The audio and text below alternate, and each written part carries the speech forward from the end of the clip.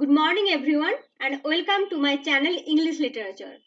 Today we'll talk about the age after Chaucer. It can be termed as the age of revival and again the dawn of Renaissance, but it was more a preparation ground for Renaissance than any production. We have divided the Middle English period into three parts: Anglo-Norman 1066 to 1340, age of Chaucer 1340 to 1400, and after Chaucer or the age of revival. We have finished the age of Chaucer. Now we will discuss the age after Chaucer that expands after the death of Chaucer. This age is also called the age of revival. More authentically, it was a preparation ground for Renaissance. So why is this period called the age of revival? Actually, people started looking back at the ancient classical literature of Greek and Rome. So the revival of old literature was the first characteristic of this period.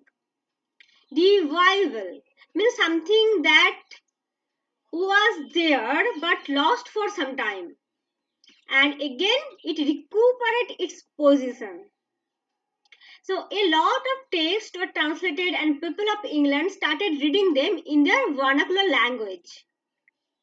Due to the Crusades and Holy War and development of trade, the people of England gained familiarity with the classical text, the Greek and Roman text, and the literary exponents started translating them into vernacular language. So it became more accessible to the common people. And this tendency led and paved the way to Renaissance. Classical literature, art, philosophy all started circulating in the hands of people, and they started imitating them in their writing. As we find in Chaucer, when went to Italy, he was just influenced by the Petrarchan style of writing and he used that style in his writing. So in this way, influence and imitation were going on.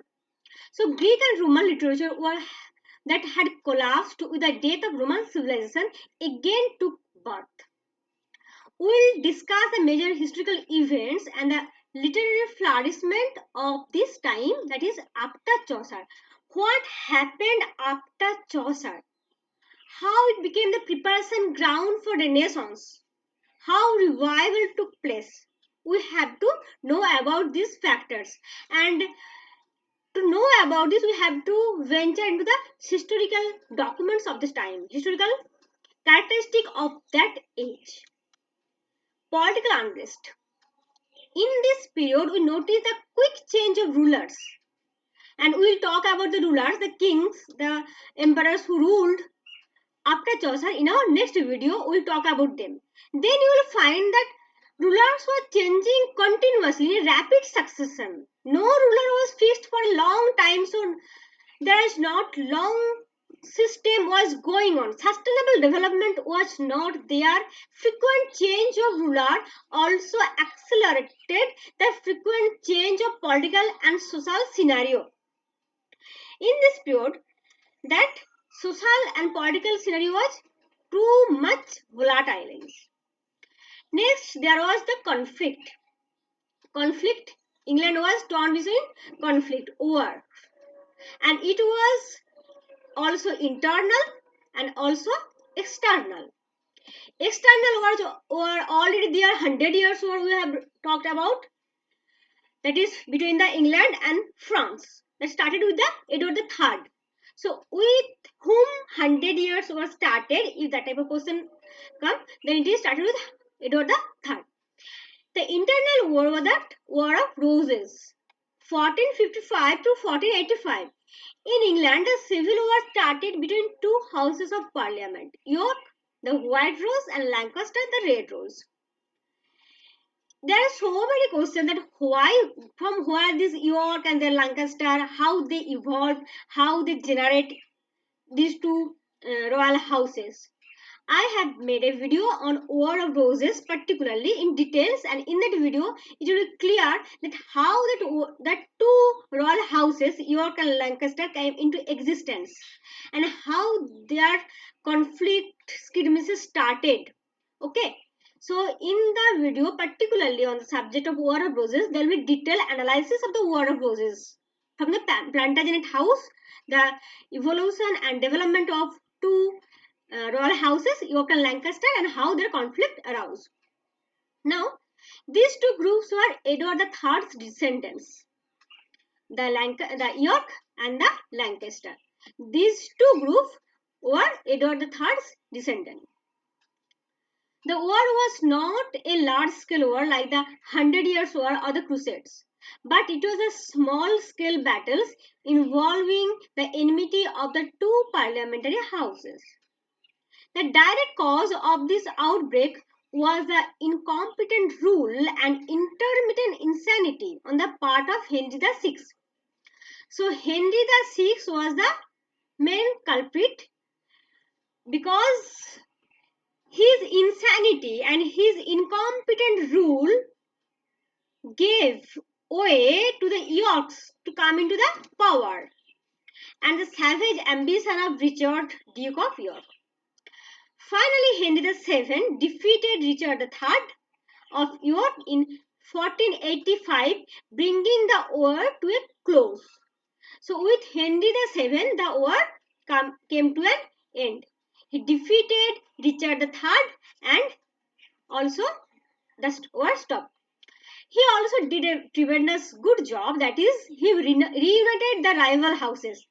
He reunited the two houses, that is the York and the Lancaster, by marrying Elizabeth of York, daughter of Edward IV in 1486.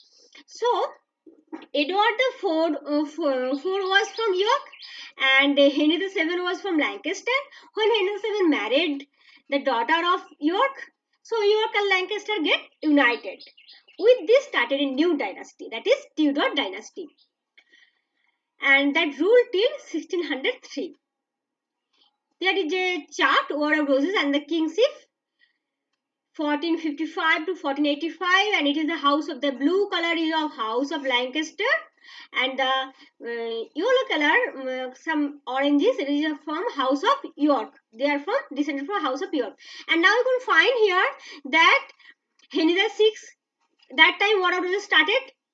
Henry VI, that time War of Roses started, and then at the time of Henry VII, it just came into close because Henry VII defeated the York Richard III. Here it is Richard III. So Henry VII defeated Richard III and the war just stopped with Henry VII.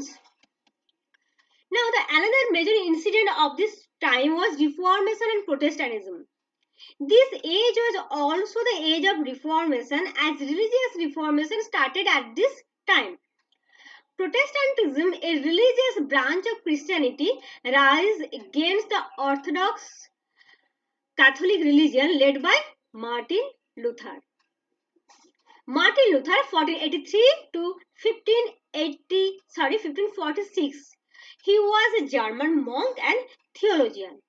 He was a university lecturer in Wittenberg. His followers are called Protestants. They were against the rigid and orthodox practices of the Catholic Church. In 1517, he published his 95 Thesis, a protestation against the Catholic Church's religious atrocities and corrupted practices. It is said that he just nailed his protest on the wall of church or the gate of church. Anyway, what are the corrupted practices like the sale of reprise from penance? It set a massive influence over the European mind. He translated Bible into German and wrote many pamphlets in vernacular languages. In this way, Protestantism gives way to Reformation.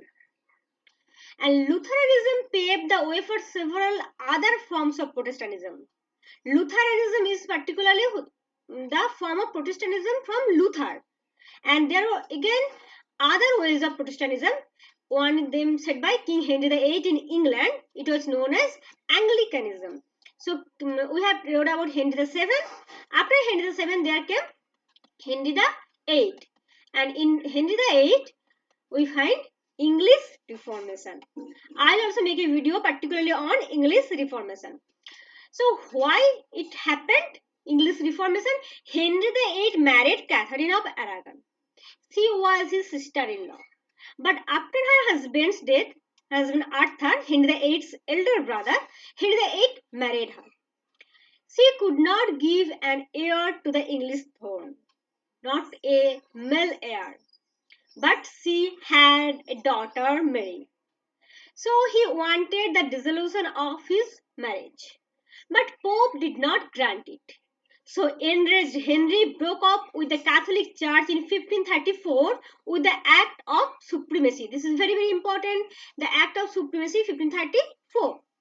And overtook all the power church, declaring himself as the supreme head of Church of England, just totally breaching from the Roman Catholic Church. Then he divorced Catherine and married Anne Boleyn.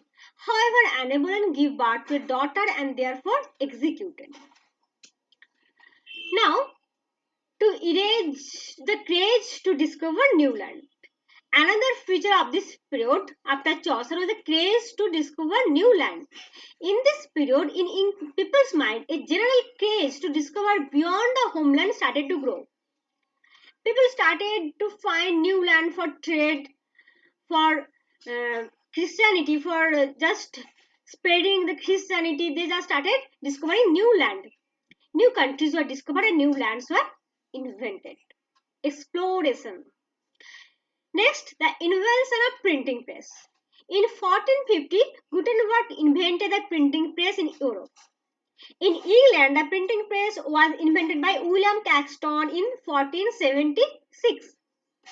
Many notable works were published and writing and reading became more popular. Ideas and thoughts can be transmitted through the mass, to the people more easily. Literature of this period. Poetry. The 15th century, that is after the death of Chaucer, 1400, death of Chaucer, 1400 to 1500 was a barren period in English literary history. It was nearly 200 years after Chaucer's death before any poet came whose name can be written in the same line as Chaucer. He was followed at once by several imitators. We have talked about them. That's contemporaries of Chaucer and the English and Scottish Chaucerians. But they were just take the influence from Chaucer and imitate his writings and styles in there. But some unique, distinct, marked writer never appeared in that period. So they were known as English and Scottish Chaucerian, and the effect of this all imitation of Chaucer was to fix a standard of literary style, to confirm the authenticity of the East Midland English. Okay, what they did? They made the East Midland dialect popular, and the Chaucer, what Chaucer did, they just fixed or continued that trend.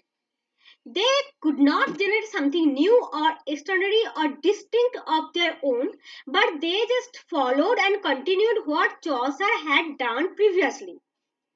So the poems of Occleve, Skelton, Lydgate, James Vaughan had helped to polish and refine the tongue and to prolong the Chaucerian tradition.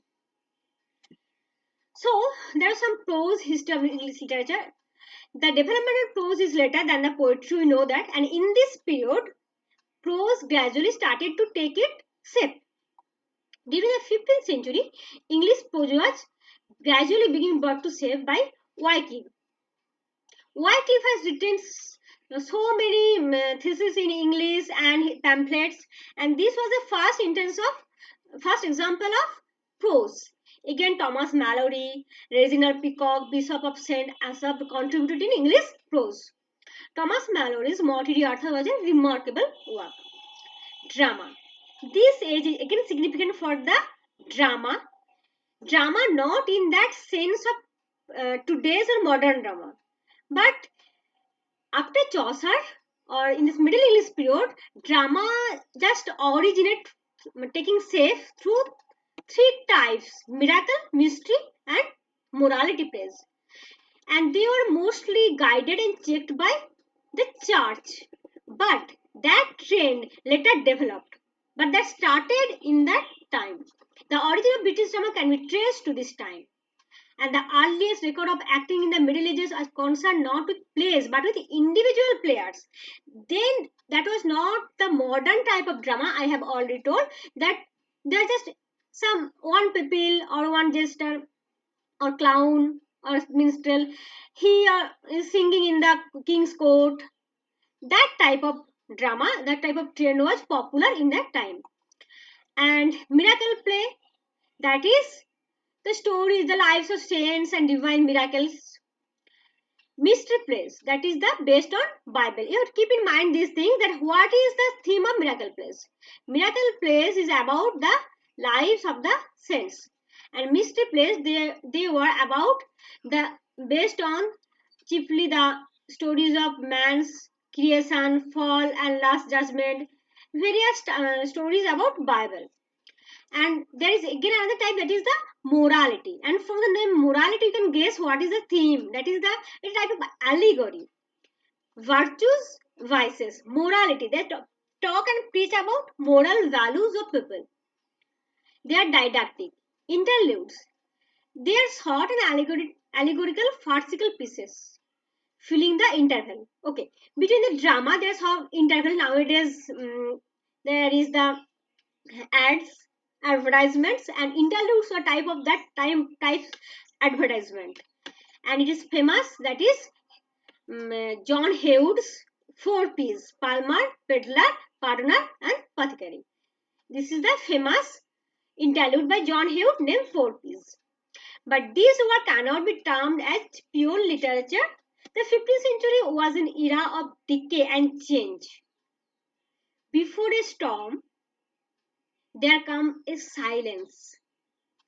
But that silence just connotes, you can say connotes and denotes at the both same time, that something is coming. And that something is coming was the Renaissance. And Middle English period, that time, Middle English period was actually that period of calm, silence, that was giving birth to a storm. Okay. New intellectual influence that were working secretly underneath. Okay, in our next video, we'll read about the kingship after Chaucer. Which kings ruled in England after Chaucer's. Okay, thank you.